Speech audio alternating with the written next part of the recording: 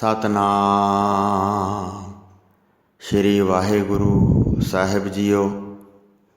परम सन्मानियो गुरु रूप गुरु खालसा साध संगत जी, वाहिगुरु जी का खालसा वाहिगुरु जी की फतेह।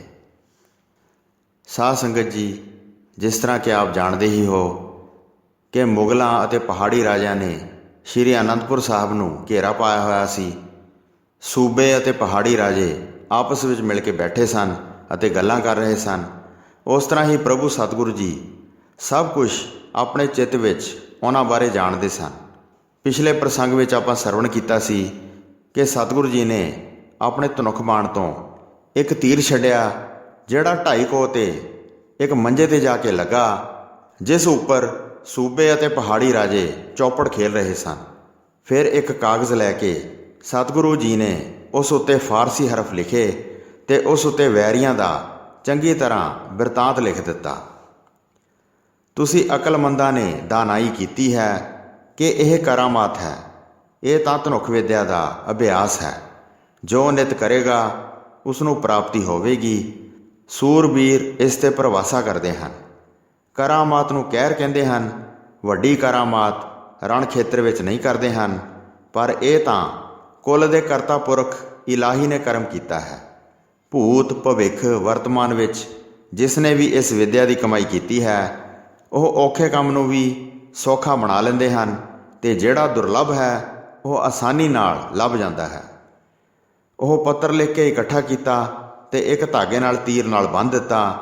फिर हत्थ विच बाण लैके सख्त धनुख नूं हत्थ विच फड़िया ते चिल्ले विच रखिया। फिर कन्नां तक खिंच के वड्डे बल नाल छड्डिया, जिहड़ा शूकदा होया आसमान वाल चले गया। धनुख दे चिल्ले दी बड़ी भयानक आवाज़ हुई। चतुर लोग बैठे वेख रहे सन। पहाड़ी राजे अते तुरक जिथे हैरान होए आपस में गल्लां कर रहे सन। सिंबल दे वड्डे वड्डे टाहणियां वाले बृछ दे थल्ले जिथे बहुत मनुखां दी पंक्ति बैठी सी, वड्डी आवाज़ सहित जाके लगा ते सारिਆਂ ने अपने नैण उच्चे कर लए। की वेखदे हन कि दूसरा बाण पहुँच के आके लगा है। जद चंगी तरह वेख्या तो उस दे नाल धागे नाल बन्निया होया कागज़ लटक रहा सी। हैरान होके एक सेवक नूं चढ़ाया, इस तीर नूं कढ़ के लियाओ। डरदे होए ने तुरंत दरख्त ते चढ़ के उपाह करके तीर नूं कढ़िया। फिर लैके जबरदस्त खां ने हथ ला के खोल के वेख्या। उसने फारसी विच लिखे हुए हरफ वेखे ते बैंतां विच बनी हुई इबारत पढ़ी। जिवें उसका मायना समझिया सी, उसनूं सब नूं सुणाया। यह सच्ची विद्या की विधि है। इत्थे अजमत की कोई अजमाइश नहीं है। यह अभ्यास का प्रताप है। जिहड़े अभ्यास करते हैं उन्हां नूं प्राप्त होंदी है ते ओह फिर अपने आप ते भरोसा धारण करते हैं। करामात की निंदा की है ते विद्या की वडियाई की है। जिसने बुद्धि के बल नाल बहुत अभ्यास किया है, उन्होंने ही यह दुर्लभ विद्या पाई है। वजीद खान ने कहा, इस तरह ही है।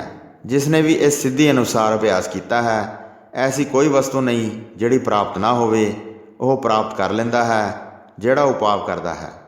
होर भी चित्त विच आश्चर्य गल बारे विचार करो, जिहड़ियां असीं मिल के आपस विच गल्लां कीतियां सन। वह गुरु जी ने 2.5 कोह ते बैठिया ही सारियां गल्लां जाण लईआं हन।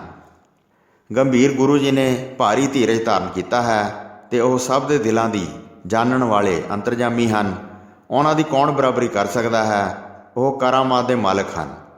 इस प्रकार कह सुन के बहुत हैरान होए। फिर होर भी बहुत लोग आ मिले। पत्र पढ़ के बाण नूं वेखदे सन ते बहुत वडियाई अते तारीफ करते सन।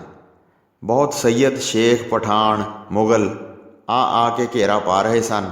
सारे पहाड़ी राजे अपने वजीरां समेत गुरु जी का जस उचारण करते सन। इन्नी शक्ति नूं धारण वाले हैं ते मनुखी लीला अनुसार रह रहे हैं। साडे नाल लड़दियां बहुत समा बीत गया है, कोई विघन भी नहीं फैलाया है। अपने अपने दिल में डर धार के सारे उठ उठ के अपने डेरियां नूं चले गए। ऐसा ना होवे कि गुरु जी दिल में गुस्सा करके तीर मार के सानू मार देण। जिहड़े 2.5 कोह तक निशाना ला सकते हैं, वह किसी नूं किवें छड्डणगे। फिर भी साडे वर्गियां नाल लड़ाई करते हैं। यह उन्हां दी वड्डी वडियाई है। सारे अपने हिरदे विच महिमा विचारते सन। बाहर बहुत कुछ नहीं सन कहते। ਸਾਰੀਆਂ ਵਿਧੀਆਂ ਨਾਲ ਵੱਡਾ ਪ੍ਰਤਾਪ ਜਾਣਦੇ ਸਨ ਤੇ ਕਹਿੰਦੇ ਸਨ, ਐਸਾ ਕੋਈ ਵੀ ਧਰਤੀ 'ਤੇ ਨਹੀਂ ਹੈ। ਉਧਰ ਸਤਿਗੁਰੂ ਜੀ ਚਾਰੇ ਪਾਸੇ ਤੰਬੂਆਂ ਅਤੇ ਸ਼ਮਿਆਨਿਆਂ ਵੱਲ ਵੇਖ ਰਹੇ ਸਨ। ਬਹੁਤ ਹਾਥੀ ਘੋੜੇ ਖੜੇ ਸਨ। ਫਿਰ ਗੁਰੂ ਜੀ ਸਿੰਘਾਂ ਨੂੰ ਕਹਿਣ ਲੱਗੇ, ਸੈਨਾ ਦਾ ਕੋਈ ਆਦ ਅੰਤ ਹੀ ਨਹੀਂ ਲੱਭਦਾ ਹੈ। ਚਾਰੇ ਪਾਸਿਆਂ ਵਿੱਚ ਸੈਨਾ ਹੀ ਸੈਨਾ ਪਈ ਹੈ। ਮਾੜੀ ਮੱਤ ਵਾਲੇ ਪਹਾੜੀਏ ਵੀ ਪਏ ਹਨ। ਉਹ ਤੁਰਕਾਂ ਦੇ ਗੁਲਾਮ ਬਣਨਾ ਚਾਹੁੰਦੇ ਹਨ।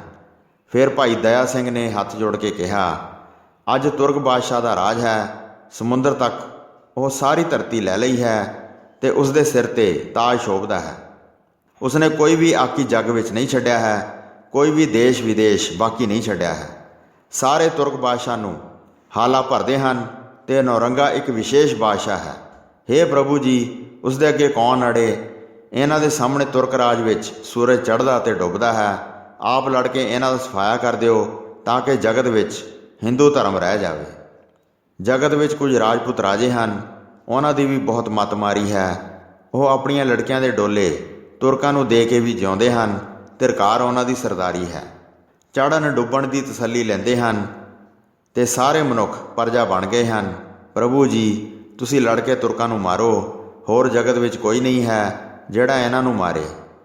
ਇਸ ਪ੍ਰਕਾਰ ਕਹਿ ਸੁਣ ਕੇ ਗੁਰੂ ਜੀ ਨੇ ਸ਼ਾਮ ਦਾ ਸਮਾਂ ਜਾਣਿਆ, ਉੱਠ ਕੇ ਚਲੇ ਗਏ।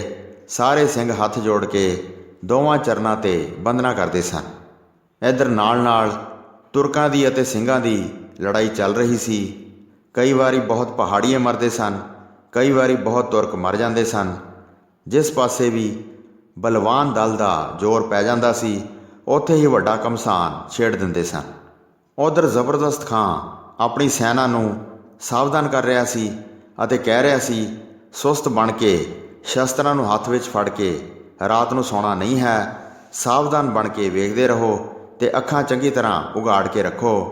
ਕਿਸੇ ਰੀਤੀ ਨਾਲ ਵੀ ਆਲਸ ਨਹੀਂ ਕਰਨਾ ਹੈ, ਕਿਉਂਕਿ ਮੋਰਚਾ ਲੋਹਗੜ੍ਹ ਕਿਲੇ ਦੇ ਨੇੜੇ ਆ ਗਿਆ ਹੈ। ਇਹ ਸੁਣ ਕੇ ਸ਼ਰਫ ਅਲੀ ਨੇ ਕਿਹਾ, ਕੀ ਨਵਾਬ ਨੇ ਇਸ ਪ੍ਰਕਾਰ ਕਿਹਾ ਹੈ? ਬਾਦਸ਼ਾਹ ਦਾ ਵੱਡਾ ਇਕਬਾਲ ਹੈ। ਜਿੱਤ ਪ੍ਰਾਪਤ ਕਰਨ ਦੀ ਵੱਡੀ ਅਭਿਲਾਸ਼ਾ ਹੈ। ਜਿਸ ਨੂੰ ਆਪਣੇ ਪ੍ਰਾਣ ਨਾ ਪਿਆਰੇ ਹੋਣ, ਉਹ ਸਾਡੇ 'ਤੇ ਹਮਲਾ ਕਰਦਾ ਹੈ।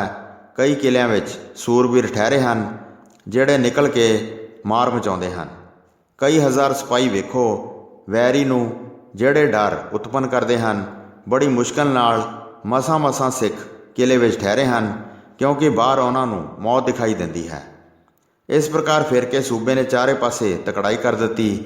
ਨੇੜੇ ਨਾ ਜਾਓ, ਨਗਰ ਨੂੰ ਘੇਰਾ ਪਾ ਕੇ ਖੜੇ ਰਹੋ। ਜਦ ਅਨਾਜ ਵਸਤਾਂ ਥੁੜ ਜਾਣਗੀਆਂ ਤਾਂ ਗੁਰੂ ਜੀ ਨੂੰ ਬਾਹਰ ਕੱਢਾਂਗੇ। ਜੇ ਇਸ ਪ੍ਰਕਾਰ ਸਿੰਘਾਂ ਨਾਲ ਲੜਦੇ ਰਹੇ ਤਾਂ ਲੱਖਾਂ ਸੂਰਬੀਰ ਮਰਵਾ ਲਵਾਂਗੇ। ਫਿਰ ਵੀ ਸਾਡੇ ਪਾਸੋਂ ਯੁੱਧ ਨਹੀਂ ਜਿੱਤਿਆ ਜਾਏਗਾ। ਹੋਰ ਕੋਈ ਉਪਾਅ ਨਹੀਂ ਹੈ। ਸਾਰੇ ਪਹਾੜੀ ਰਾਜਿਆਂ ਅਤੇ ਉਹਨਾਂ ਦੇ ਵਜ਼ੀਰਾਂ ਨਾਲ ਮਿਲ ਕੇ ਇਹ ਸਲਾਹ ਪੱਕੀ ਹੋਈ ਹੈ। ਲੜਨ ਤੋਂ ਸਾਰੇ ਅੰਗਾਂ ਨੂੰ ਬਚਾਓ ਤੇ ਮਰਨ ਦਾ ਡਰ ਮੰਨੋ। ਘੇਰਾ ਪਾ ਕੇ ਚਾਰੇ ਪਾਸੇ ਖੜੇ ਰਹੋ ਤੇ ਜੈ ਦੀ ਆਸ਼ਾ ਇਸ ਪ੍ਰਕਾਰ ਧਾਰੋ ਕਿ ਇਹ ਚਿਰਾਕੀ ਹੋਵੇਗੀ। ਇਸ ਪ੍ਰਕਾਰ ਕਈ ਦਿਨ ਬੀਤ ਗਏ। ਚਾਰੇ ਪਾਸੇ ਘੇਰਾ ਪਿਆ ਹੋਇਆ ਸੀ। ਸਿੰਘਾਂ ਦਾ ਸਦਾ ਉਤਸ਼ਾਹ ਵੱਧਦਾ ਸੀ। ਵੈਰੀ ਨਾਲ ਉਹ ਲੜਨਾ ਚਾਹੁੰਦੇ ਸਨ। ਸੋ ਸਾਧ ਸੰਗਤ ਜੀ, ਇੱਥੇ 6ਵੀਂ ਰੁੱਤ ਦਾ 15ਵਾਂ ਅਧਿਆਇ ਸਮਾਪਤ ਹੁੰਦਾ ਹੈ ਜੀ। ਪ੍ਰਸੰਗ ਸੁਣਾਉਂਦੇ ਹੋਈਆਂ ਅਨੇਕ ਭੁੱਲਾਂ ਚੁੱਕਾਂ ਦੀ ਖਿਮਾ ਬਖਸ਼ਣੀ ਜੀ। ਦਾਸ ਨੂੰ ਆਗਿਆ ਦਿਓ।